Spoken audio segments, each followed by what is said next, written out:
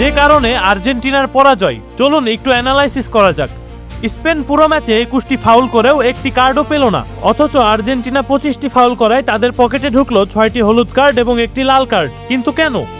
ফাইনালে মাঠে নামার আগের ঘটনায় আমি হতাশ। এই কথা বলার পর সংবাদ সম্মেলন শেষ না করেই কেন কেঁদে কেঁদে বের হয়ে গেলেন স্কালোনি। মাঠে আর্জেন্টিনার জন্য জীবন দিয়ে দিয়া লিজান্দ্রো এবং রোমেরো হঠাৎ একই সঙ্গে চোটের অজুহাতে মাঠ ছাড়লেন কেন? রোমেরো ও লিজান্দ্রো কি সত্যি চোটের কারণে উঠেছেন, নাকি তাদের তুলে নিতে বাধ্য করা হয়েছে? ফকল্যান্ড ইস্যুতে ব্যানার ধরার পরের দিনই কেন পুরো ম্যাচে মাঠে নামানো হলো না জিওভানি লো সেলসোকে? আগের সব ম্যাচে আগুয়েরো, তেভেজ সহ আর্জেন্টিনার সকল লিজেন্ডদের দেখা গেলেও ফাইনালের অফিসিয়াল ব্রডকাস্টিংয়ে তারা সবাই যেন একসাথে নেই হয়ে গেল। নিজে ফাউলের শিকার হয়েও কথা বলার জেরে এনজোকে কেন হলুদ কার্ড দেখতে হলো? স্কালোনির পরিবার স্পেনে থাকায় ফাইনালের আগে কি তাদের উপর কোনো অদৃশ্য চাপ ছিল?